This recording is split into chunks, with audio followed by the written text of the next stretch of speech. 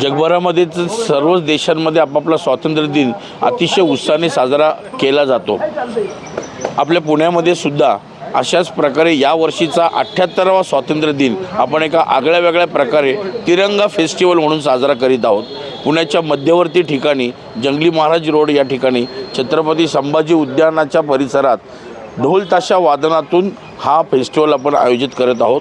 किरण साळी मित्रपरिवार आणि ढोल ताशा महासंघ महाराष्ट्र यांच्या संयुक्त विद्यमाने भारतीय सैनिकांनी ज्या 7-8 मेमध्ये पाकिस्तानमध्ये घुसून ज्या 9 लष्करी तळावर हल्ला पोहोचून त्यांना एक चांगली चपराक दिलेली आहे, अशा ऑपरेशन सिंदूर आणि ऑपरेशन महादेव यातील शूरवीरांना ढोल ताशा वादनातून अभिवादन अशी या कार्यक्रमाची संकल्पना आहे। याकडे ऑपरेशन सिंदूर आणि ऑपरेशन महादेव आत्ता झालेल्या या लष्करी कारवाई हे औचित्य आहे, परंतु दरवर्षी हा तिरंगी फेस्टिवल आयोजित करण्याचा प्रयत्न आहे।